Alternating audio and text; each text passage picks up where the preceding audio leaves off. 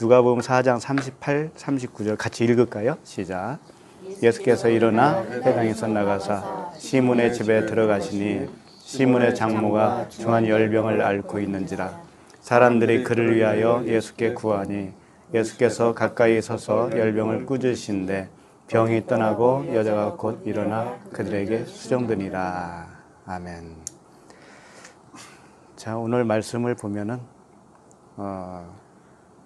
갑자기 이제 시몬의 집에 시몬의 장모가 중한 열병을 앓았어요. 그래서 이 열병이 무엇이냐, 그걸 좀 알게 될 거고. 근데 하필이면 왜 시몬의 장모냐? 이 시몬의 장모는 이때 딱 한 번 나타나는 거거든요. 그리고 이제 사라져요. 근데 하나님이 의도적으로 이걸 끼워 넣으신 거죠. 뭔가를 설명하기 위해서. 그래서 이 누가복음이지만 요 병행 구절이 마태복음에도 있고 마가복음에도 있고 있어요. 그래서 같은 말씀인데 다른 곳에서는 약간씩 틀리게 이렇게 표현하고 있어요. 그래서 그걸 일단 먼저 확인을 해보았으면 좋겠습니다. 마태복음 8장 14절이에요. 마태복음 8장 14절에 보면 예수께서 베드로의 집에 들어가사, 아까 누가복음에서는 누구 집이라고 그랬어요? 시몬. 그렇지, 시몬. 그러니까 시몬 베드로 집이 이제 확실하죠. 베드로의 집에 들어가사 그의 장모가 열병으로 앓아 누운 것을 보시고, 아까 누가복음에서는 열병을 앓았다라고만 되어 있어요. 근데 여기는 누웠다고 되어 있죠. 누워 있다. 이제 그것이 좀 틀리고, 그 다음에 15절 그의 손을 만지시니, 손을 만졌다고 그러죠. 누가복음에서는 손 만졌다는 이야기는 없고요. 그냥 꾸짖으셨다 이렇게 되어 있고, 손을 만지니 열병이 떠나가고 여인이 일어나서 예수께 수종들더라. 이렇게 되어 있습니다. 그러니까 조금 다른 점은 뭐냐면, 베드로의 집이다. 시몬의 집이 베드로의 집이다. 그리고 장모가 열병으로 앓아 누워있다.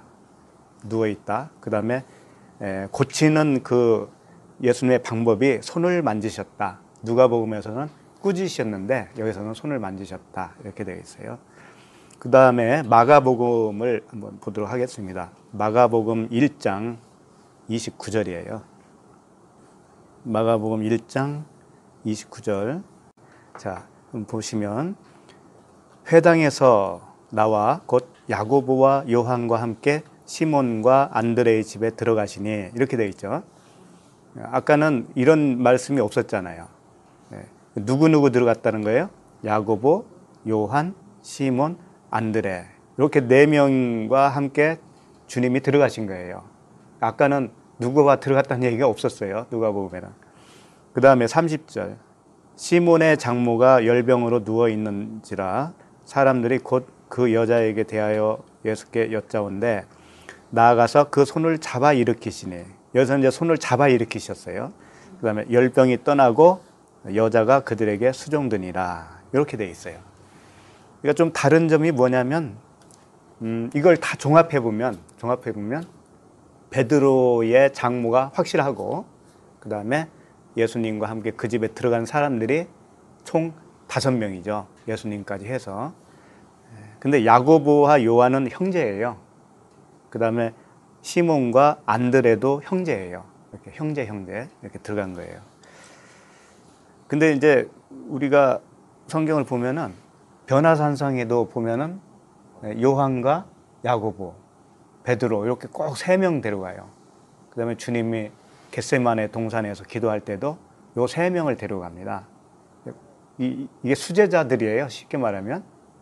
그런데 그렇게 데리고 다니는 이유도 사실은 있는 거예요. 뭔가 설명을 하고 있는 거죠.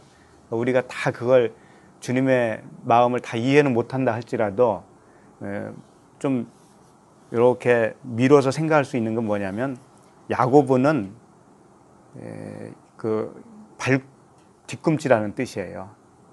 야곱이에요, 야곱. 쉽게 말해서 야곱이 뒤꿈치잖아요, 발뒤꿈치. 그러니까 여인의 후손이 누구를 발꿈치를 상하게 한다고 그래요? 뱀의 아니지. 뱀의 후손이 여인의 후손의 발꿈치를 상하게 할 것이다 라고 했죠. 그러니까 발꿈치는 뭐냐면 우리들이 이 땅에 딛고 사는 발을 딛고 살잖아요. 그러니까 이 땅적 존재를 말하는 거죠. 육신의 생각을 죽어야 된다. 겉사람이 죽어야 된다. 이제 그것을 설명하는 사람을 야곱으로 쓴 것이고, 그렇게 죽고 요한으로 살아나야 된다. 요한은 은혜라는 뜻이거든요. 은혜로 살아나는 거예요. 은혜로. 그래서 요한이 나중에 요한복음도 쓰고 요한 1, 2, 3서를 썼어요. 그래서 사랑장이라고 그래요. 사랑. 요한 1, 2, 3은 사랑이에요. 다 사랑을 얘기해요. 그러니까 요한은 야고보가 죽고 요한으로 사랑으로 살아난다. 이런 의미를 가지고 있는 거죠. 그런데 베드로는 반석이지 않습니까? 반석, 그리스도.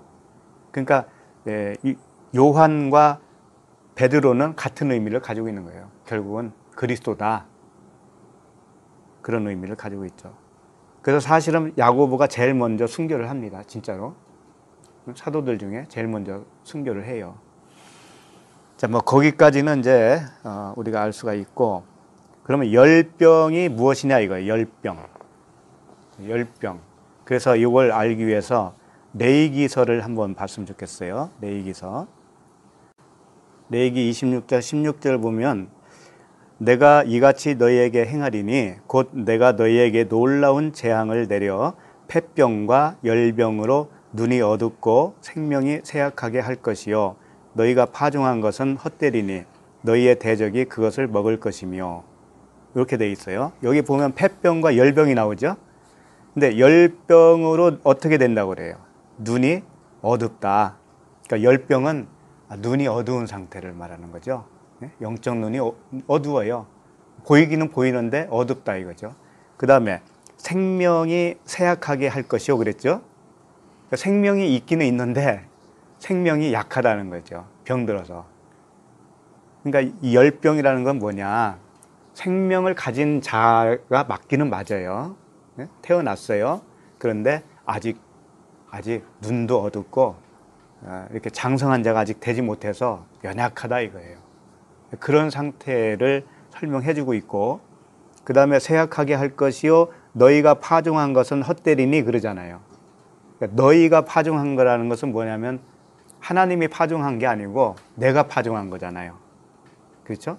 그러니까 이게 뭐예요? 다 내 생각으로, 내 의지로 내가 어떤 일을 해놓은 거, 그것을 말하는 거죠. 그건 헛되다 이거예요. 그래서 열병으로 아까 누워있다고 그랬잖아요. 누워있다. 사실은 누워있는 게 아니거든요. 우리가 처음에 이렇게 말씀을 받고 기뻐서 날뛸 때가 있었죠. 열심히 하잖아요. 그때는. 그런데 우리가 하지만 열심히 하는데 하나님이 보기에는 누워있는 거예요. 그게 병든 자이기 때문에. 근데 우리는 열심히 할 때 하나님이 기뻐하는 줄 안다고요. 사실은 그게 열병에 들어서 그런 거거든요. 그 다음에 요한복음을 보겠습니다. 요한복음 2장 17절을 보겠습니다. 요한복음 2장 17절. 여기 보면 제자들이 성경 말씀에 주의 전을 사모하는 열심이 나를 삼키리라 한 것을 기억하더라. 이게 무슨 말이냐면 바로 이 말씀 앞에 성전 정화 사건이 있어요. 주님이 노끈으로 비둘기 파는 자 비둘기도 내쫓고, 아니 그 양, 소 이런 거 다 내쫓았잖아요. 돈 바꿔주는 거 상을 엎어버리고. 그러면서 아버지 집은 만민이 기도하는 집이다 그랬잖아요. 그리고 나서 제자들이 한 말이거든요, 이게. 그러니까 뭐냐면 제자들이 성경의 주의 말씀에 주의 전을 사모하는 열심이 나를 삼키리라. 삼킨다는 것이 좋은 의미의 단어가 아니거든요. 이건 뭐냐면 탕진한다는 의미예요. 낭비하고 소모한다. 그런 의미의 단어거든요. 그러니까 하나님을 소모하는 거예요. 성령을 소멸시키는 거예요. 그것이 뭐다? 열병이다. 열병이다. 그러니까 주의 말씀에 주의 전을 사모하는 열심이 좋긴 좋은 거잖아요. 주의 전을 사모하는 열심이 좋은데 그게 너무 과해가지고 나를 삼키는 거다. 하나님을 삼킨 거다. 하나님을 소비한 거다. 이것이 병든 상태다. 열병이다. 이거예요. 그러면 왜 이런 일들이 있느냐 이거죠. 우리들은 이런 열병이 있었을까요? 없었을까요? 있었죠. 다 있어요. 다 있어요. 아이들이 태어나서 어느 정도 지나면 홍역을 하잖아요. 홍역. 그걸 생각하게 되더라고. 홍역은 누구나 다 한 번씩 겪는다면서요. 그렇죠? 그러니까 이것은 나쁘다는 의미로 지금 말씀을 하고 있는 게 아니에요. 과정을 말하는 거예요. 과정. 이런 과정을 우리가 다 겪어야 된다. 그런 말씀이에요. 이게. 자, 그 다음에 로마서 10장 여기도 또 봐야 됩니다. 로마서 10장 2절에서 4절이에요. 내가 증언하노니 그들이 하나님께 열심히 있으나 올바른 지식을 따른 것이 아니니라. 요 말씀. 하나님께 열심은 있어요. 그런데 올바른 지식을 따른 것이 아니라는 거죠. 요게 뭐예요? 열병에 걸린 상태다. 요게. 그리고 3절 보면 하나님의 의를 모르고 자기 의를 세우려고, 하나님의 의로 하지 않고 자기 의를 세우려고 힘써 하나님의 의에 복종하지 아니하였느니라. 하나님의 의에 복종하지 안 한 것이 힘써서 그랬다는 거예요. 힘써서 복종을 안 했대요. 힘써서. 그게 열병이다 이거죠. 내 맘대로 하는 거예요. 내 생각이 옳은 대로 하나님을 섬겼어요. 열심히 했다고요. 근데 이게 올바른 지식을 따른 것이 아니라는 거죠. 올바른 지식. 그래서 이스라엘 백성들에게 그랬잖아요. 너희들이 무엇가 없어서 망한다? 지식. 그 지식은 올바른 지식을 말하는 거예요. 하나님을 아는 지식인데 올바른 지식. 그 올바른 지식을 안다라고 하는 것은 정말 하나님이 알려줘야 하는 거예요. 그것은 배워서 하는 게 아니에요. 하나님이 알려줘야 돼. 그래서 올바른 지식 할 때 단어가 에피그노시스 이렇게 되어 있어요. 그노시스가 이제 지식인데 거기에 에피가 붙어서 명확한 지식이다 이런 뜻을 가지고 있어요. 올바른 지식, 명확한 지식. 그러니까 하나님의 말씀이 이런 것이다라고 하는 것을 명확하게 알고 행하는 것이 열병에서 떠나는 거예요. 우리는 처음부터 그렇게 될 수가 없기 때문에 그 순서상 그런 현상이 생길 수밖에 없다. 그런 거죠. 그리고 4절 보세요. 거기 로마서 10장 4절. 그리스도는 모든 믿는 자에게 의를 이루기 위하여 율법의 마침이 되시니라. 이렇게 되어 있죠. 그러니까 열병이 떠나는 것은 율법의 마침이 될 때 드디어 열병이 떨어지는 것이다. 그런 말씀과 똑같아요. 그럼 율법의 마침이 되는 것은 무엇이냐? 주님이 십자가에서 죽으셨잖아요. 그럼 나에게도 나의 옛사람이 십자가에서 죽는 것이 율법의 마침이에요. 그러면 율법의 마침이라고 했을 때 그럼 나의 상태가 뭐냐? 율법의 완성은 뭐라고 그랬어요? 사랑이라고 그랬잖아요. 사랑이라고 했죠. 그러니까 율법의 마침은 내가 사랑이 되어야 율법의 마침이 되는 것이죠. 그 상태로 되는 것이 뭐예요? 열병이 떠나가는 거다. 그렇게 연결해지는 거예요, 이게.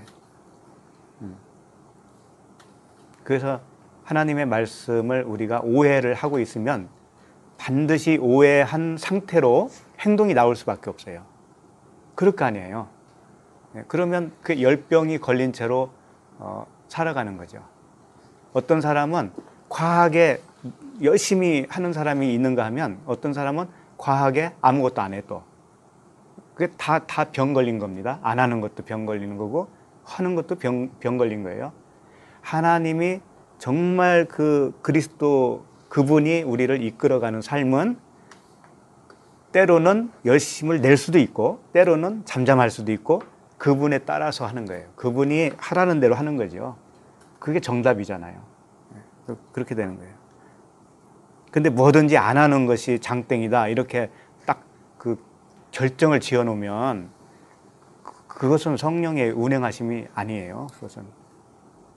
자, 그러면 누가복음을 다시 돌아가겠습니다. 누가복음 4장 38절이죠. 네, 4장 38절.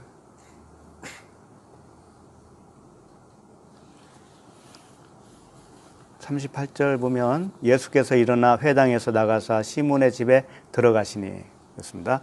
예수께서 일어났다라는 것은 이제 회당 이 앞에서는 이제 회당에서 가르치셨잖아요. 가르치시고 귀신이 떠나갔지요. 그때는 예수께서 앉아서 하신 거예요. 앉았다라는 건 뭐냐면 심판이죠, 심판. 그러니까 우리가 첫 번째 홍해를 건너는 거, 그러니까 우리가 거듭나는 거, 그 물세례잖아요. 물세례 죽고 살아나는 거잖아요. 그때는 심판을 얘기하는 거예요. 우리는 심판 받아야 이런 새롭게 살아나는 거잖아요. 반드시 첫 번째는 심판이에요. 근데 그 다음 번부터는 이게 이제 두 번째거든요. 시몬의 집에 들어가는 이 사역이 두 번째 사역인데 이때부터는 뭐냐? 이제 말씀으로 세워주는 거예요. 질병을 고쳐주는 거죠. 그래서 아까도 우리 말씀 많이 나눴지만 형제님이 좋은 말씀 많이 해주셨어요. 그러니까 어린아이가 장성한 분량이까지 자라나는 그 과정이 반드시 있잖아요. 그때 주님이 이렇게도 표현하는 거죠. 자라나는 것을 병을 고쳐야 되는 것이다. 이렇게 표현할 수도 있는 거거든요. 그래서 두 번째 그 사역을 하기 위해서 예수께서 일어나 그러는 거예요. 일어나 회당에서 나갔다. 그런데 나갔는데 어디로 가시냐? 시몬의 집에 간다. 집은 성전 개념이에요. 그러니까 회당은 뭐냐면은 온전한 집이 지어지지 않는 상태예요. 가르침을 받는 상태예요. 그때는 회당에서 가르친다고 그러잖아요. 근데 집에 들어가는 건 뭐냐면 전파가 되는 거예요. 전도. 그것이야말로 전도거든요. 우리 심령에 새겨지는 것이 전도예요. 그걸 이제 두 단계로 하시는 거죠. 그래서 시몬의 회당에서 나가사, 근데 나갈 때 일어나서 나가시는 거예요. 그러면 이제 섬기겠다 이거예요. 주님이 섬기겠다. 일어나서 가서 섬기는 거예요. 시몬의 집에 들어가시니 시몬의 장모가 중한 열병을 앓고 있는지라 사람들이 그를 위하여 예수께 구하니. 자, 그러면 여기서 중요한 게 뭐냐면 장모, 시몬의 장모, 베드로의 장모가 무슨 의미가 있느냐 이거죠. 베드로의 장모. 어떻게 생각하세요? 왜 장모가 저 사인의 집에 와서 사는지 모르겠어.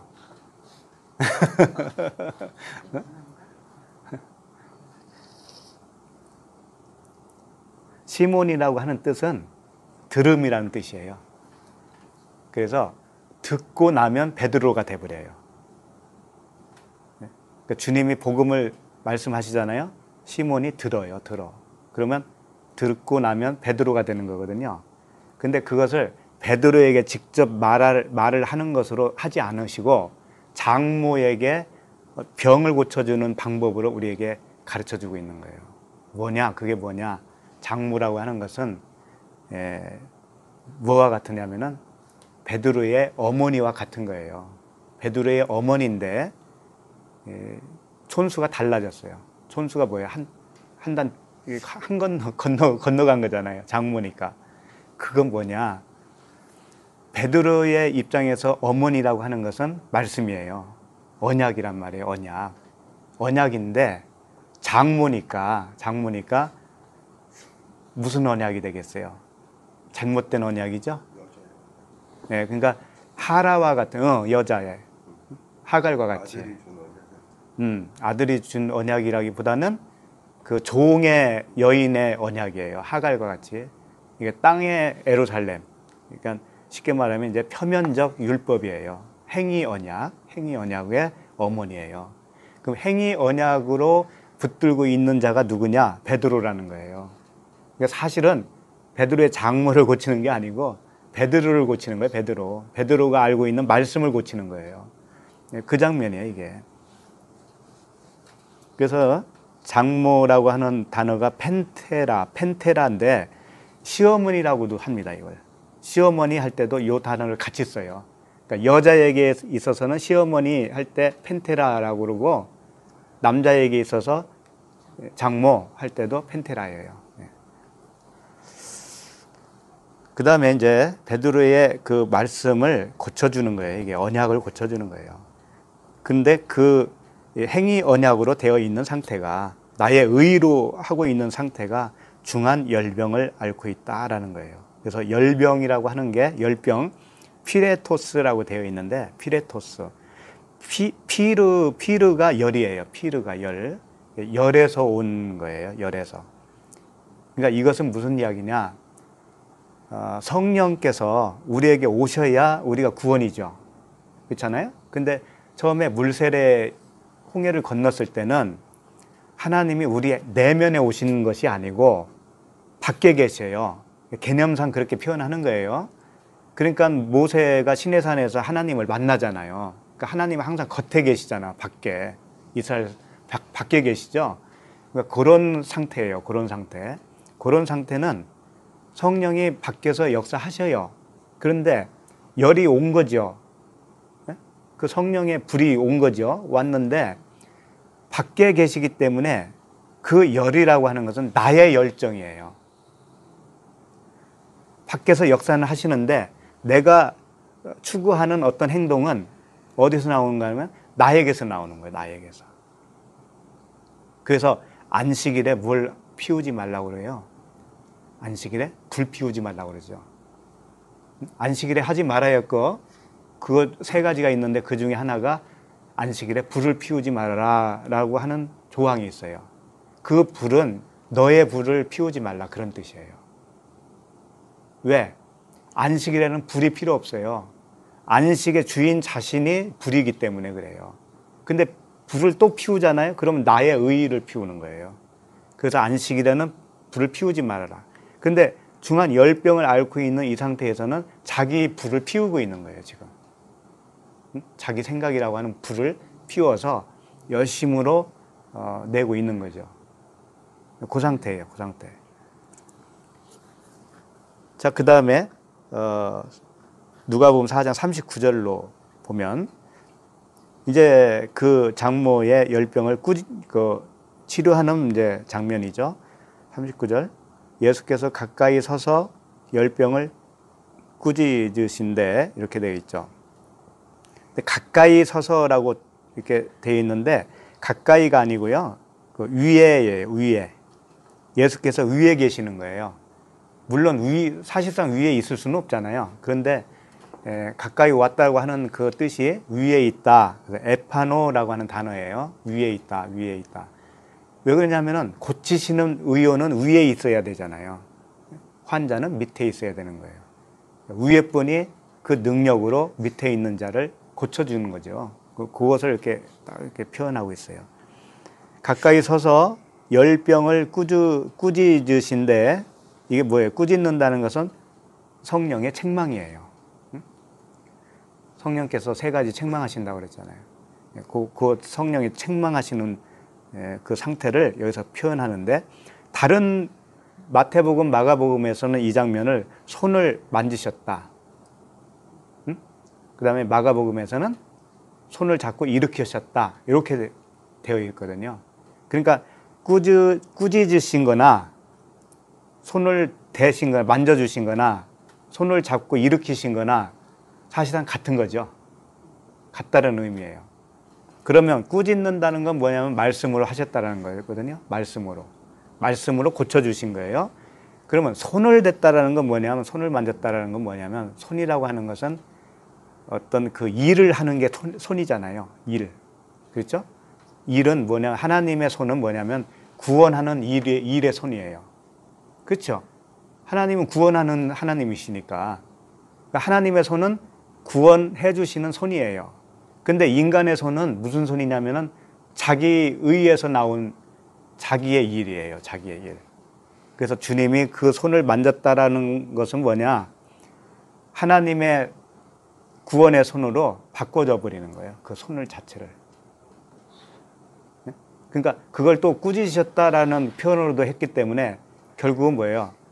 이 말씀이 하나님의 차원으로 바뀌어버리는 거예요. 하나님의 말씀으로 완전히 바뀌어지는 것을 말하는 거죠. 새 창조가 일어나는 것이죠. 요게 이제 불세례에 해당되는 겁니다. 불세례에. 우리가 광야의 삶을 살 때 반드시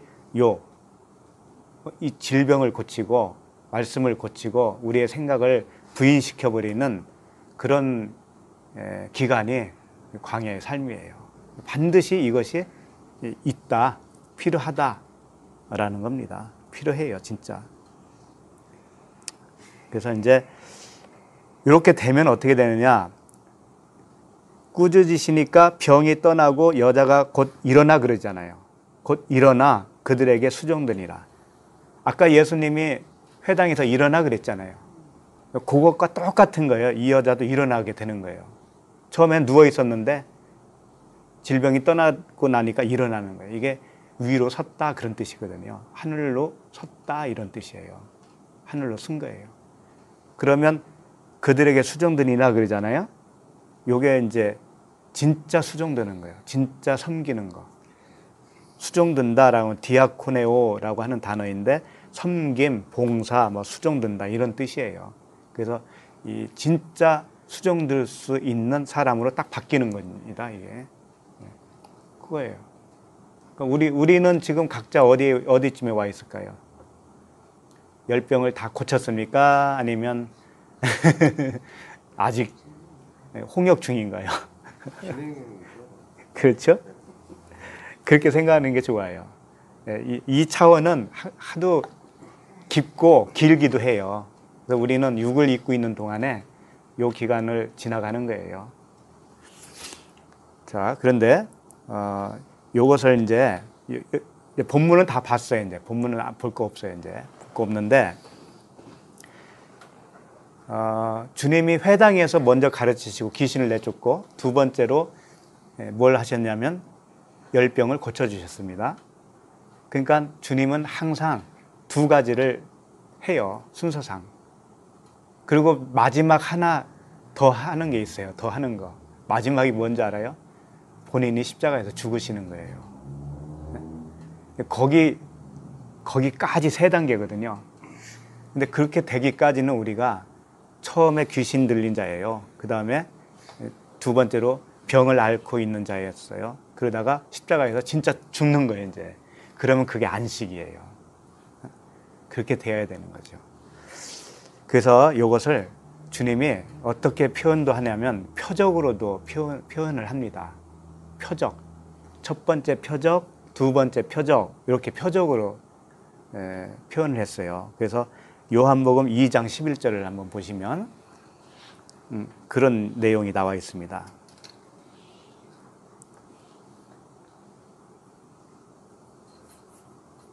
요한복음 2장 11절 보시면 예수께서 이 첫 표적을 갈릴리 가나에서 행하여 그의 영광을 나타내심에 제자들이 그를 믿으니라. 요게 이제 첫 번째 표적이라는 거예요. 요한복음 2장 11절. 그러면 이 표적이 어떤 표적이었죠? 아니 여기서 이 문맥상으로. 가나안의 혼인잔치. 그렇죠. 물로 포도주. 그렇죠. 예, 물 포도주. 그게 뭐냐면 첫 번째 표적인데 그 표적은 율법이라고 하는 포도주가 물로 포도주를 만들어 버렸잖아요. 그러니까 이게 새로 태어남이에요. 우리의 생명이 바뀌어진 걸 얘기하는 거예요. 바뀌어졌는데 그걸로는 안 된다 이거예요. 질병이 걸려 있다는 거죠. 그 정도 가지고는 안 되고 태어났지만 아직 그대로 육신의 정력이 있다 이거예요. 그래서 그거 작업을 제거하는 작업이 뭐냐? 두 번째 표적이라는 거죠. 그 두 번째 표적을 요한복음 4장에서 같은 요한복음 4장에서 몇 절에 있냐면 54절에 있어요. 54절 요한복음 4장 54절에 보면 이것은 예수께서 유대에서 갈릴리로 오신 후에 행하신 두 번째 표적이니라. 네? 두 번째 표적이라고 그랬죠? 그러면 이것은이라고 그랬는데 이 표적이 뭐냐 이거예요. 그게 46절부터 나와 있는 이야기예요. 그 위로 올라가면 돼요. 46절부터. 이게 무슨 이야기냐면 어떤 왕의 아들이 병에 걸렸다라는 거죠. 그걸 치료하는 그 표적을 얘기하는 거예요. 그래서 46절부터 보시면 예수께서 다시 갈릴리 가나에 이르시니 그랬죠. 아까 첫 번째 표적을 행한 데가 어디예요? 가나안이잖아요. 가나잖아요. 그런데 이 두 번째 표적도 가나에 온 거예요. 그러니까 한 곳을 항상 두 번을 가. 가버나움도 두 번 간다고 했잖아요. 그런 거란 말이에요. 그러니까 하나님이 우리도 두 번을 뭔가를 행하시는 거예요. 우리 안에서. 기간은 다 각자가 틀리지만 그게 있다는 거죠. 갈릴리 가나에 이르시니 전에 물로 포도주를 만드신 곳이라. 그 똑같은 곳에서 똑같은 표적을 한 번 더 하는 거예요. 그런데 이 두 번째 표적은 다른 표적이죠. 이제 고치는 표적이죠. 고치는 표적. 왕의 신하가 있어 그의 아들이 가버나움에 병들었더니 그가 예수께서 유대로부터 갈릴리로 오셨다는 것을 듣고 가서 청하되 내려오셔서 그랬죠. 여기서 보면 유대로부터 갈릴리로 오셨다라는 것을 듣고 청하였어요. 이 의미가 뭘까요? 예수님이 유대로부터 갈릴리로 오셨다라는 것을 듣고 그때 내 아들을 고쳐주세요. 이렇게 청했다라는 거죠. 그게 뭐냐면 유대로부터 갈릴리로 왔다는 건 뭐냐면 유대에서는 첫 번째 살려내는 걸 말하는 거예요. 예? 그러면 갈릴리로 나왔다는 건 뭐냐면 유대에서 첫 번째 살리면 그 사람은 어떤 상태가 되냐면 갈릴리 사람이 돼버려요. 이방인 돼버려요. 쉽게 말해서 이방인이다 이거 이방인. 예? 그러니까 예수님이 유대에서 어떤 일을 한번 행하시고 그러면 갈릴리로 오게 되어 있어요. 그렇게 표현하는 거예요. 이게 가나라고 하는 곳에 두 번 들어갔다라는 것을 유대에서 갈릴리를 오셨다라고 또 표현을 이렇게 바꿔서 하는 거예요. 의미는 같은 거죠. 다 이해가 가시죠. 그 갈릴리로 오셨다는 것을 듣고 청하여 내려오셔서 내 아들의 병을 고쳐 주소서 하니 그가 거의 죽게 되었음이니라. 아들이 죽게 되었다. 48절. 예수께서 이르시되 너희는 표적과 기사를 보지 못하면 도무지 믿지 아니하리라. 예수님이 뭐라 하셨냐면 너희들은 도대체가 표적과 기사를 못 보면 나를 못 믿는구나. 이런 말씀이잖아요. 그러면 우리는 어떻게 되겠어요? 표적을 구하지 말아야 되나요? 어떻게 되나요? 예수님이 그러잖아요. 아니, 너네들은 진짜 표적을 못 보고는 못 믿는구나. 그런 말을 하셨으니까 우리 입장에서는 어떻게 해야 되겠어요? 표적 구하면 안 되는구나. 이렇게 되는 거예요? 그렇게 비슷하죠. 그런데 이 말씀은 이런 거예요. 너희들은 표적 없이는 못 믿으니까 표적 없이는 너희들은 못 믿어. 그러니까 내가 표적을 줄 수밖에 없어. 그런 뜻이에요. 안 그러면 주님이 왜 표적을 계속 일으키셔요? 필요 없는데. 그렇죠? 그러니까 이 말씀이 그 말씀인 거예요. 그 모세 못자국을 보면서 도마가 뭐라고 했어요? 나는 그거 봐야 믿겠다 그랬잖아요. 도마가. 그러니까 주님이 너는 본 거로 믿느냐? 보지 못하는 자가 복되도다 그랬잖아요. 그게 무슨 뜻이냐면 보고 믿어야 된다. 이거 처음에는. 표적을 보고 믿을 수밖에 없어. 그런데 나중에는 어떤 상태가 되냐면 안 보고도 믿을 수 있을 때가 올 거야. 그런 뜻이에요. 그럼 그때가 진짜 복이야. 그런 뜻이라고요. 그러니까 우리들도 생각을 해보세요. 예수 믿고 지금 여기까지 왔는데 표적 없이 왔나요? 어떤 표적이든지 간에 우리가 다 보고 왔습니다. 사실은. 그 표적이 없었던 사람이 한 사람도 없어요. 마음에서 일어난 표적이든지 아니면 어떤 기도를 했더니 기도가 기가 막히게 응답이 되었든지 어떤 질병이 고침을 받았든지 그런 게 다 있다니까요. 그래서 어떤 사람들은 표적을 쫓아다니는 사람들이 있어요. 과거에 보면 예를 들면은 막 무슨 금리빨로 변하고 이빨이 금리빨로 변하고 또 뭐예요? 금가루가 하늘에서 내려와서 몸에 이렇게 발라지고 그런 거 많이 들어봤어요? 안 들어봤어요? 들어는 봤을 텐데. 봤죠? 숱한 그런 표적들이 있지 않습니까? 근데 사실은 그게 다 주님 그리스도께서 주시는 표적이에요. 근데 그 표적만 보고 그 아래에 머물기 때문에 그게 나쁜 거예요. 그 표적 보면은 얼른 깨달았어야 되는 거예요, 사실은. 아, 그 표적이 예수 그리스도에 대한 표적인데, 예를 들면은 썩은 이빨이 금이빨을 변했다라고 하면, 아, 썩은 것은 내 육신의 생각이 이렇게 썩어서 죽어야 금이라고 하는 하나님의 말씀으로 내가 다시 태어나는구나. 이렇게 그리스도로 그 표적을 해석을 했더라면 더 이상 거기에 머물지 않을 텐데 계속 그 표적만 쫓아가요. 그러면 그 사람한테는 그 다음 단계가 없어요. 그 다음 단계가 없다고요. 그렇게 생을 맞출 수 있죠.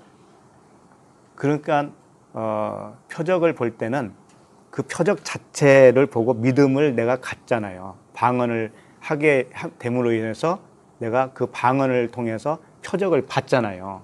그러니까 그게 믿음이 돼요, 일단은. 그런데 그 믿음은 초보적인 믿음이다 이거예요. 그래서 로마서 10장에서 이 믿음으로 믿음에 이르게 한다 이런 말씀이 있잖아요. 그 초보적인 믿음, 마중물과 같은 그 믿음, 표적을 보고 생긴 그 믿음으로 믿음에 이르게 된다. 진짜 믿음에 이르게 된다. 이런 말씀이거든요. 그러니까 다 순서가 있어요. 그래서 우리에게는 다 버릴 것이 하나도 없어요. 우리가 지나온 과거들, 아유, 내가 쓸데없이 소비했네? 절대 아니라고요. 그게 다 필요했다고요. 그래서 표적과 기사를 보면 너희들은 도무지 믿지 아니하니라. 이게 맞아요. 그러면서 신하가 이르되 주여 내 아이가 죽기 전에 내려오소서. 예수께서 이르시되 가라 내 아들이 살아있다 하시니 그 사람이 예수께서 하신 말씀을 믿고 가더니, 말씀 믿었잖아요. 주님은 말씀만 하셨죠.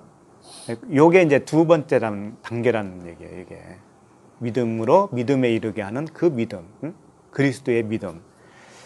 내려가는 길에 그 종들이 오다가 만나서 아기가 살아있다 하거늘 그 낳기 시작한 때를 물은즉 어제 7시에 열기가 떨어졌나이다 그러죠. 여기서 열기가 아까 그 열병이라고 하는 단어하고 똑같아요. 피레토스라고 하는 열병이에요. 열병.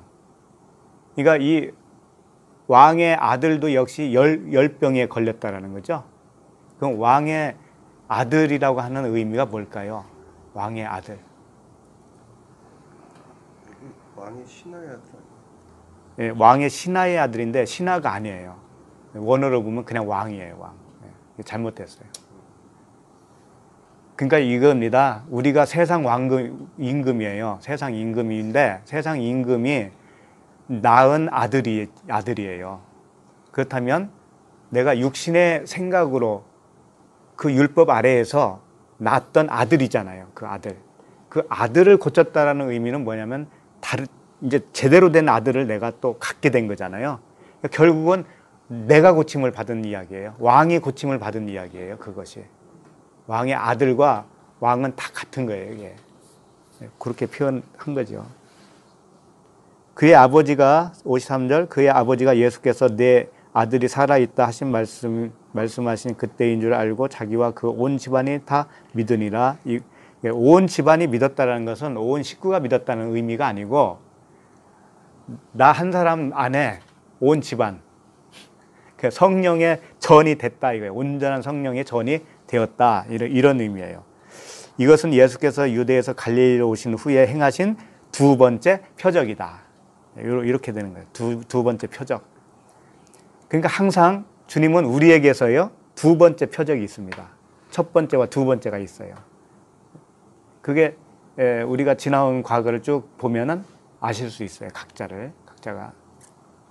그래서 요것을 항상 말씀을 하시는데 이제 이 부분을 좀 짧게 사도 바울이 요약한 부분이 있습니다. 거기를 한번 보겠어요. 고린도전서 1장 22절. 고린도전서 1장 22절.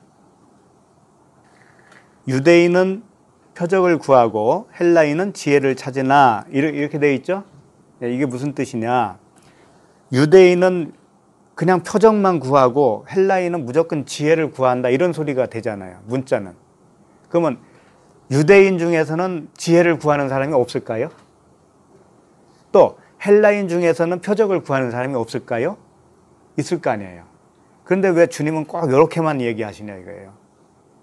그러니까 이것은 유대인은 무조건 다 표적을 구한다는 의미가 아니고 유대인의 그때, 유대인에 머물러 있는 그때는 표적을 구하는 세대다. 그런 때다 이거예요. 첫 단계다 이거예요. 첫 단계. 그러면 유대인에서 표적을 구해서 믿음이 생겼으면 이제 헬라인이 되는 거예요. 헬라인은 이방인이거든요. 그러니까 유대에서 나온 이방인이 돼버리는 거예요. 그러면 이방인이 되면 무엇을 구한다는 거예요? 지혜를 구해요. 두 번째 단계가 지혜를 구하는 단계예요. 이때는 머리 싸매면서 성경 공부하고 그런다고요. 헬라어 배우고 히브리 배우고 막 그래요. 그래가지고 막 지식이 충만해요. 머리가 엄청 커집니다. 그때는. 그래가지고 남을 막 비방도 하고 자기를 우쭐하게 하고 이래요. 요게 뭐냐면 헬라인 이방인에 있을 때예요. 이때가 두 번째 표적대가 이렇단 말이에요. 열병에 걸렸을 때 쉽게 말하면. 그런데 이제 세 번째 단계가 있는 거예요. 세 번째 단계가 뭐냐? 그 다음 절이죠. 우리는 십자가에 못 박힌 그리스도를 전하니 이렇게 돼 있죠. 그러니까 십자가에 못 박힌 그리스도가 끝이에요. 너희들이 아무리 지식을 추구했는데 결국은 십자가에서 못 박힌 그리스도와 하나가 되지 않으면 꽝이야 이런 뜻이에요. 쉽게 말하면. 결국은 그 많은 지식과 그 표적이 무엇을 말하는 줄 아냐? 요나의 표적이잖아. 그거예요. 주님은 내가 보일 표적은 딱 요거 하나밖에 없다. 요나의 표적. 십자가의 죽음과 부활이잖아요. 그러니까 그 지혜도 아무리 지혜를 추구해봐야 결국은 십자가의 죽음과 부활이다 이거예요. 여기까지 가야 된다는 거죠. 우리 각자가 우리 안에서 십자가의 죽음과 부활이 일어날 때 그때가 이제 온전합니다 이거죠. 그거 되기까지는 그런데 허용을 하셔요 하나님이. 이 과정을 다 허용을 하신다고요. 필요하기 때문에. 그 유대인에게는 거리끼는 것이요. 유대에 있을 때 표적 세대에 있을 때는 요 십자가에 못 박히신 그리스도를 추구하는 게 아니에요. 그때는 막 보려고 그러는 거예요. 표적을 보려고 그러는 거예요. 봐야 믿지 이러면서 표적을 보는 거예요. 근데 그걸 허락하신다고요. 또 이방인에게는 미련한 것이라는 거죠. 지식을 추구하는 자들에게는 십자가의 죽으심, 못 박히심이 미련하게 보이기 때문에 그것을 안 갑니다. 절대 지식 추구로만 가요. 계속 지식 추구로만 갑니다. 머리만 커져요. 근데 그 사람들의 그 마음 상태는 여전히 못 박힘이 없는 거예요. 십자가에 못 박힘이 없어요. 근데 이제 그것으로 이제 계속 지식 추구하다가 이것도 아닌가벼 이렇게 되어야 이제 십자가로 가는 거예요. 그 사람은. 그렇게 되는 거예요. 그런데 24절 보세요. 지금 고린도전서 1장 보시죠. 24절에 보면 오직 부르심을 받은 자에게는 이제 이렇게 되는데 부르심을 받은 자가 있다라는 거잖아요. 부르심을 받은 자에게는 유대인이나 헬라인이나 그리스도는 하나님의 능력이요 하나님의 지혜니라. 이게 무슨 뜻이냐면 부르심을 받은 자에게는 첫 번째 유대에서 표적을 보고 믿음이 생기고 그 다음에 지식을 추구하는 열병에 걸려있는 이방인의 상태로 되다가 결국은 십자가에 못 박힌 그리스도와 하나가 되어지는 거기까지 반드시 가게 되어 있다라는 거예요. 부르심을 받은 자는. 근데 부르심을 못 받은 자는 중도 하차하는 거예요. 굉장히 무서운 말이기도 할 거 아니에요, 이게. 그러면 이것이 하나님의 능력이고 하나님의 지혜다 이거예요. 하나님의 지혜는 이런 과정을 통해서 행하신다라는 거죠. 하늘에서 그냥 뚝 떨어지는 게 아니고. 이게 하나님의 능력이고 하나님의 지혜다라고 하는 겁니다. 그래서 25절에는 하나님의 어리석음이 사람보다 지혜롭고 하나님의 약하심이 사람보다 강하니라. 너희들은 네 생각으로 이렇게 하면 될 것 같고 저렇게 하면 될 것 같으니까 그렇게 노력을 많이 하지 않냐. 근데 결국은 하나님이 너를 살짝 만지는 것이 네가 몇십 년을 공부한 것보다 훨씬 나은 거야. 그런 뜻이라고요. 몇십 년, 40년, 50년을 배우고 갈고 닦고 돌을 닦았는데 하루아침에 하나님이 살짝 만져주면 그게 더 효과적이다 이거지. 그렇게 되기까지는 하나님이 허용을 하셔요. 왜? 그래야 은혜를 알아먹어요. 은혜가 은혜 되기 위해서는 그렇게 하셔요. 하나님이. 지혜라는 거예요. 하나님의 지혜.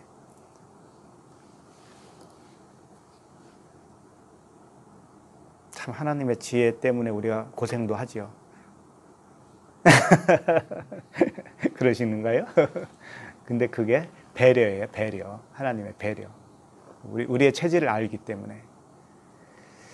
그래서 이제 끝으로 말씀 하나를 보고 막 맺겠는데요. 사도행전 28장으로 가겠습니다. 사도행전 28장. 사도행전 28장은 어떤 이야기냐면은 사도 바울이 이제 로마로 죄수가 되어서 이송되어지는 과정에서 사도행전 27장까지는 이제 막 고생하는 거 나왔죠. 배가 다 파손되고 가까스로 이제 그 섬에 도착해서 목숨을 건진 사건이죠. 거기까지.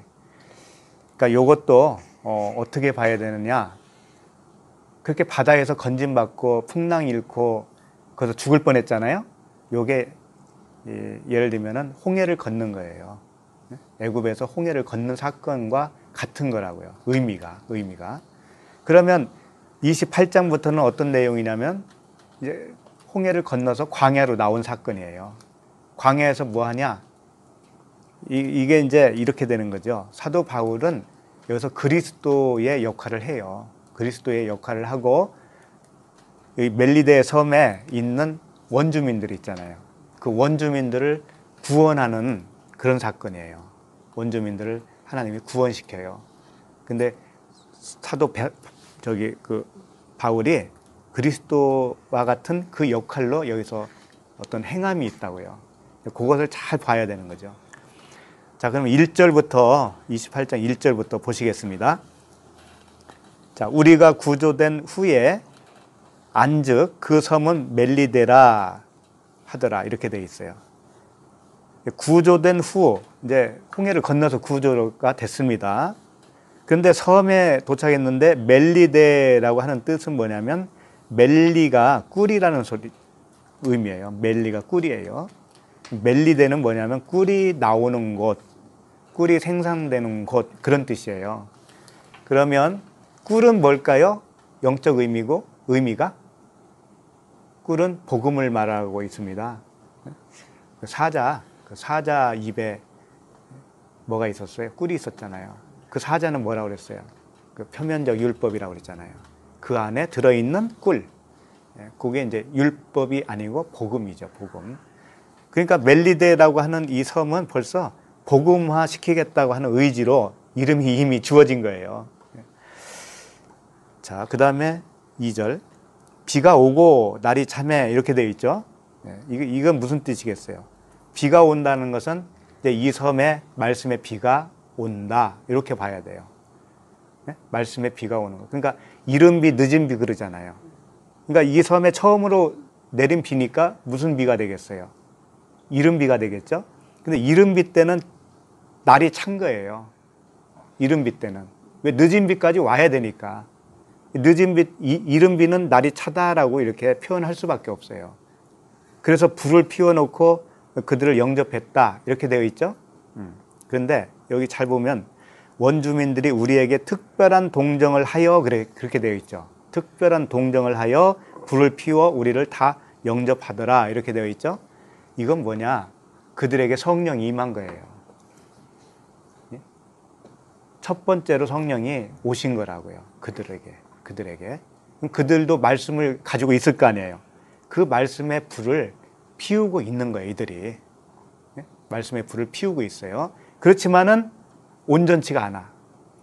아직은 온전치 않아요. 그래서 바울이 이제 온전하게 만드는 과정을 여기서 하는 거예요. 자, 불을 피워 우리를 다 영접했다. 우리를 영접했다는 건 뭐냐면 그리스도를 영접했다, 그런 뜻이에요. 자, 그 다음에 28장 3절이죠. 3절. 근데 요 생각이 났어요.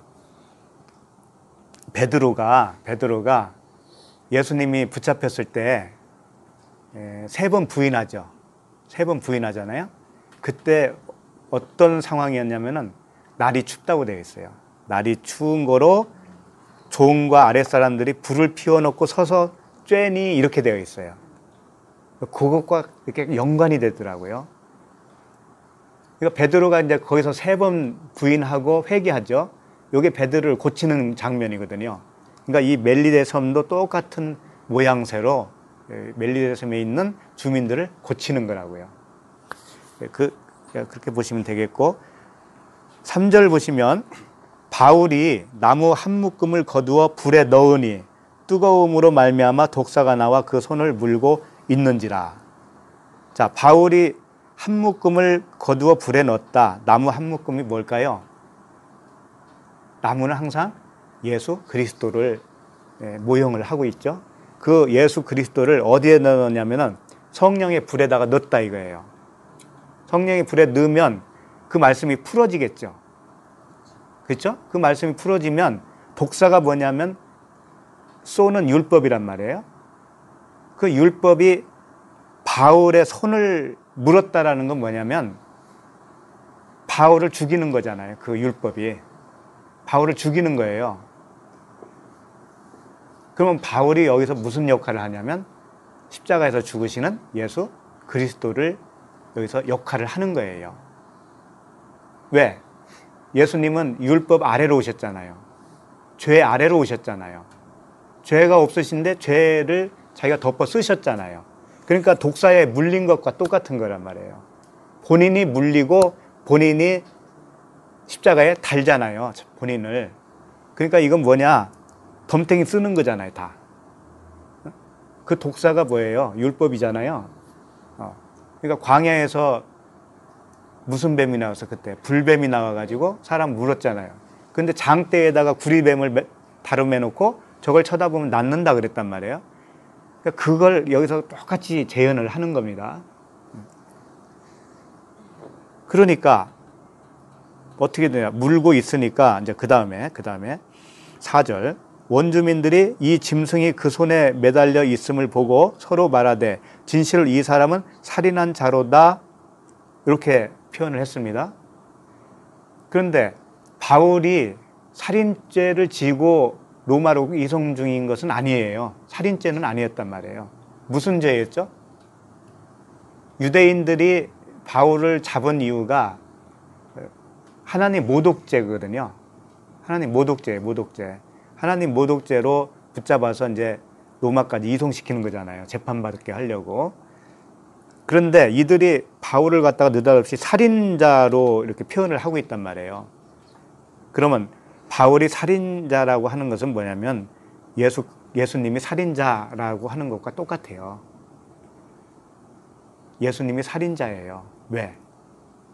예수님은 율법의 아래로 오신 세상 임금으로 오셨잖아요. 그러면 세상 임금이 우리를 다 죄인 만들어 버렸어요. 우리를. 그 예수 그리스도라고는 한 분이 세상의 죄를 다 죄인을 만들었다니까, 우리를. 한 사람 때문에 많은 사람이 죄인이 되었다고 로마서에서 나오잖아요. 그 의미란 말이에요. 주님이 안 오셨으면 모든 사람이 죄인이 안 됩니다. 죄인이 안 됐다는 건 뭐냐면 죄를 깨닫지 못한다는 거죠. 죄인인 것을 깨닫게 만드신 그분이 오셨기 때문에 우리가 죄인이 된 거예요. 그런데 그 죄인이 되어야 우리는 구원을 받잖아요. 그러니까 죄의 삭은 사망이니까 예수님이 우리를 살인한 자가 된 거예요. 사실은. 그러면 우리도 죄인이 되었잖아요. 그 덕분에. 그러면 나도 주님을 살인한 살인자가 된 거예요. 쌍방이 다 살인을 했다고요. 그래서 살인자는 어떻게 해야 되는 거예요? 반드시 죽어야 되잖아요. 그러니까 십자가에서 너도 죽고 나도 죽어야 되는 거죠. 쌍방이 다 죽어야 되는 거예요. 다 살인자니까. 그렇게 되는 거예요.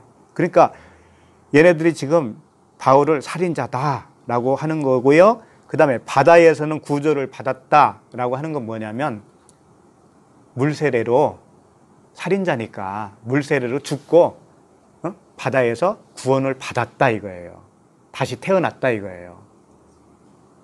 그런데 광야로 나오게 되면 어떻게 되냐면 무엇을 주든가요? 하나님이. 만나? 만나도 줬지. 만나가 뭘 의미하냐면 율법을 의미하잖아요. 그러니까 시내산에서 율법을 줬잖아요. 그 율법 준 게 뭐냐면 공의를 준 거예요. 공의를 준 거라고요. 공의는 뭐예요? 이렇게 하면 죄고 이렇게 하면은 의이다라고 하는 거잖아요. 그 공의를 준 거예요. 공의가 그를 살지 못하게 함이로다가 맞잖아요. 그 율법에서는 구원받을 자가 없으니까 그게 이제 뭐냐면 열병에 걸린 상태가 되는 거예요. 공의 앞에서는 너 살아나지 못할 거야 이런 뜻이잖아요. 그럼 공의에서도 한번 죽어야 된다니까. 그게 십자가의 죽음이에요. 그래서 물세례로 한번 죽고 십자가에서 죽어야 되는 거예요. 이렇게 2번 죽는 거예요. 그러니까 그걸 물과 성령으로 거듭난다 이렇게 표현도 한 것이고요. 이해가 가시죠? 네. 그러니까 공의에서도 죽어야 되는 거예요. 그러니까 물었잖아요. 공의가 그 공의되는 그 독사가 물었잖아요. 물었는데 이 사람들이 볼 때는 죽은 줄 알았어요. 이제 죽을 줄 알았어요. 5절. 근데 바울이 그 짐승을 불에 떨어 버림에 조금도 상함이 없더라. 이거 불세례를 말하고 있어요. 그 공의되고 공의로 물린 그 독사를 성령의 불에다가 던지니까 불로 우리를 태우니까 우리가 어떻게 해요? 살아나는 거잖아요. 살아나는 거. 죽지 않고 살아나잖아요. 그러니까 조금도 상함이 없는 게 맞지요. 그렇죠? 그런 말씀이라니까 이게. 그러니까 그들이 이제 6절에서 재밌죠? 6절에서 그들은 그가 붙든지 혹은 갑자기 쓰러져 죽을 줄로 기다렸다가 오래 기다려도 그에게 아무 이상이 없음을 보고 돌이켜 생각하여 말하되 이렇게 되어 있죠. 자, 이게 무슨 뜻이냐면 오래 기다렸다는 건 뭐냐면 주님이 3일 만에 부활했잖아요. 예? 처음에 그 사람들은 3일 만에 부활할 줄 알았을까요? 몰랐을까요? 몰랐잖아요. 그냥 기다린 거잖아요. 그런데 3일 만에 부활하셨죠. 그러니까는 이것이 죽은 게 아니고 살아난 거잖아요. 그렇죠? 죽은 게 아니고 살았구나. 결국은 살은 거네 그냥. 그렇게 된 거잖아요. 그러니까 이 사람들이 돌이켜 생각했다고 그러죠.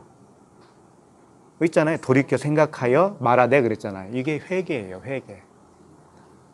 이게 마음의 회개가 일어났던 거예요. 이 사람들이 지금. 마음의 회개가 일어나서 뭐라고 외쳤냐면 신이라 하더라 그랬어요. 신이라 하더라. 그러니까 예수는 그리스도다 라고 고백을 한 것과 똑같은 거예요. 네? 율법이 복음이었구나 이렇게 똑같은 거라고요. 율법이 그 못쓸 율법인 줄 알았더니 그게 아니고 율법이 사랑이었구나 진리였구나 은혜였구나 이렇게 알게 된 거예요. 그게 회개예요. 그렇게 되는 것이 회개. 그런데 이제 7절부터는 요 사건을 다시 리바이벌 해줘요. 7절부터는 어떤 사람을 통해서 다시 설명을 해주는데 보실까요? 7절부터 이 섬에서 가장 높은 사람 보블리오라 하는 이가 그 근처에 토지가 있는지라 그가 우리를 영접하여 사흘이나 친절히 머물게 하더니 보블리오라고 하는 그 근처에 거기에서 가장 높은 사람 그게 누구겠어요? 세상 임금이지. 무조건 가장 높은 자는 세상 임금이에요. 나예요, 나. 나가 토지에 이 사람들을 머물게 했다는 건 뭐냐면 나라고 하는 마음 땅에 그들을 초청을 한 거죠. 예수 그리스도가 내 마음이라고 하는 땅에 오셔서 사흘 동안에 머물게 되는 거잖아요. 그랬더니 이게 이제 첫 번째 표적이에요. 그러니까 나에게 오시는 하나님. 그랬더니 8절 보블리오의 부친이 열병과 이질에 걸려 누워 있거늘 바울이 들어가서 기도하고 그에게 안수하여 낫게 하매. 자, 보블리오의 부친이 갑자기 열병이 들었다는 거예요. 그러면 보블리오의 부친은 뭐냐면 보블리오의 성전을 말하는 거예요. 부친은 아버지는 성전입니다. 무조건 성전. 근데 이 성전이 열병에 걸린 성전이에요. 그럼 보블리오가 은혜는 첫 번째 은혜는 받았지만 아직 자기 안에 있는 성전이 온전치 못하다는 얘기잖아요. 네? 그러니까 모래 위에 지은 집과 같은 집인 거예요. 이제 반석 위에 지은 집으로 되어지는 과정을 설명하고 있는 거죠.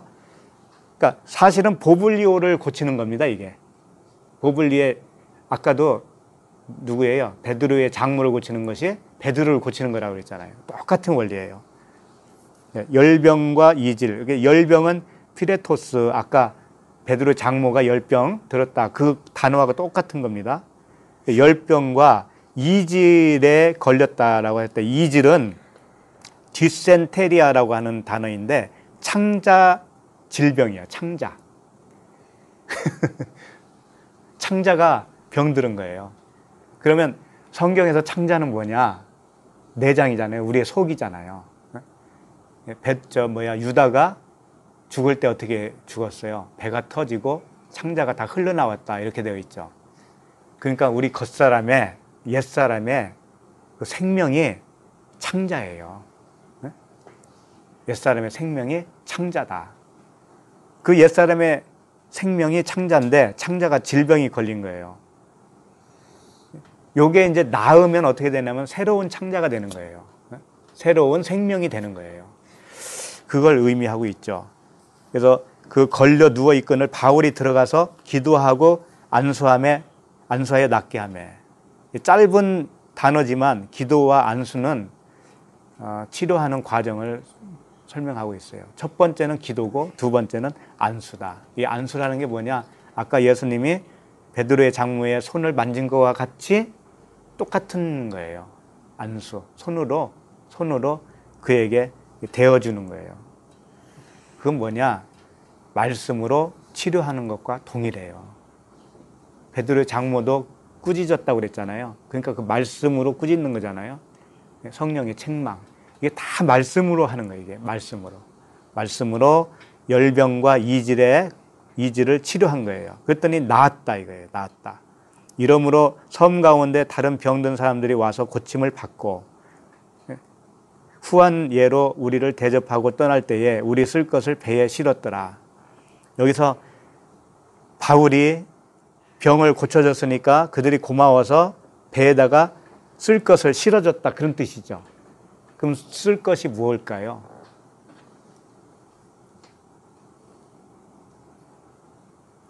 바울이 이제 로마로 또 가잖아요. 가서 이제 거기서 복음을 전할 텐데, 바울의 쓸 것을 실어줬다는 건 뭐냐면, 바울은 항상 필요한 것은 이런 거예요.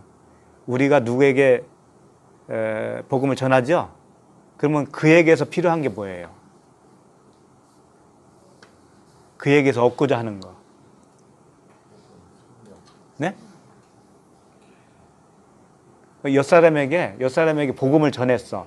그러면 얻고자 하는 게 뭐냐고요? 그렇지, 알아듣는 거, 생명 되는 거잖아요. 복음을 알아듣는 거. 그러니까 바울은 그게 쓸 것이에요. 그러니까 바울의 떠나는 그 배에 실어졌다고 하는 거, 필요로 하는 것을 실어졌다고 하는 것은 뭐냐면 이들의 복음을 받아들임이죠. 멜리데 섬 주민들이 바울의 복음을 다 받아들인 것 자체가 바울이 원하는 거란 말이에요. 바울이 원하는 거. 그걸 배에다 실어줬다 이렇게 표현하는 거라고요. 그랬더니 11절에 보시면 석 달 후에 우리가 그 섬에서 겨울을 난 알렉산드리아 배를 타고 떠나니 석 달 후라고 그러잖아요. 석 달 후는 뭐냐면 3이잖아요. 3. 3일은 항상 온전함을 표현하고 있잖아요. 석 달 후라는 것은 온전히 바울이 석 달 동안 뭐 했겠어요? 거기서 복음을 계속 가르쳐 가지고 그들을 온전케 세워줬을 거 아니에요. 그렇죠? 온전히 그들이 복음 안에서 이제 진리가 돼버린 거잖아요. 생명을 얻게 된 거잖아요.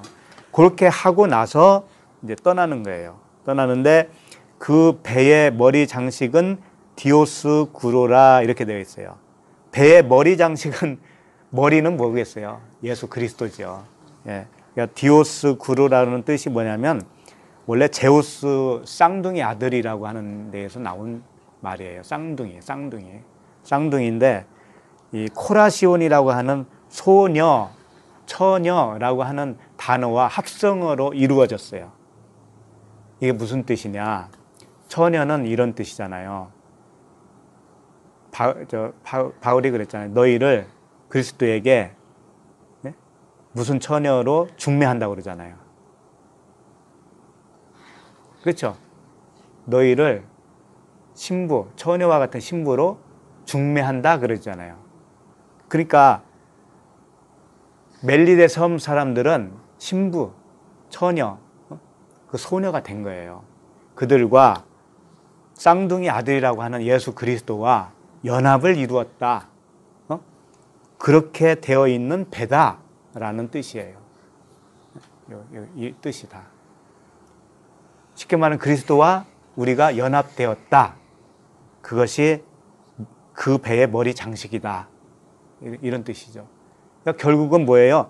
예수 그리스도로 시작해서 예수 그리스도로 막을 내리는 거예요. 이렇게까지 되는 것이 세 번째 표적이에요. 우리가 온전히 주님과 연합되어져서 주님으로 인하여 사라지는 것.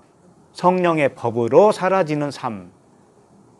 내 뜻은 사라지고 아버지의 뜻만 나타나는 그 삶. 그 삶까지 이루는 것이 뭐예요? 세 번째 표적이다.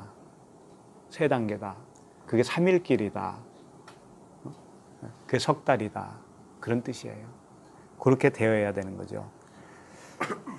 우리 모두 버릴 것이 하나도 없어요. 감사함으로 받으면 버릴 것이 하나도 없다고 그랬잖아요. 그러니까 주님이 표적도 보여주시고 우리에게 그 다음에 가르치는 과정, 열병을 고치는 과정, 막 그것은 어떤 표적의 연속일 수도 있어요. 근데 거기에 머물면 안 되고 거기서 이제 그렇게 추구하는 내가 부인되어지고 예수 그리스도 하나가 되어서 내 생명으로 사는 게 아니고 예수 그리스도의 생명으로 사라지면 그때가 평강이다 이거예요. 진정한 평안이다 이거예요. 하나님은 그렇게 우리를 살게 하는 데 목표를 두고 있습니다. 그래서 때로는 우리가 그렇게 완성을 이룰 때까지는 과정이 있었기 때문에 그 과정이 때로는 고달프기도 하고 고통도 있었고 그랬던 거예요. 그 풍랑도 있었고 바람도 잘 날이 없었던 것이죠. 그런데 그 모든 것이 평온할 때가 옵니다. 평온할 때가 와요. 그것은 그분이 나에게서 살아주시면 끝나는 거예요. 그렇게 되는 거예요. 그래서 그런 은혜가 우리 모두에게 있기를 간절히 기도합니다. 네, 기도하겠습니다.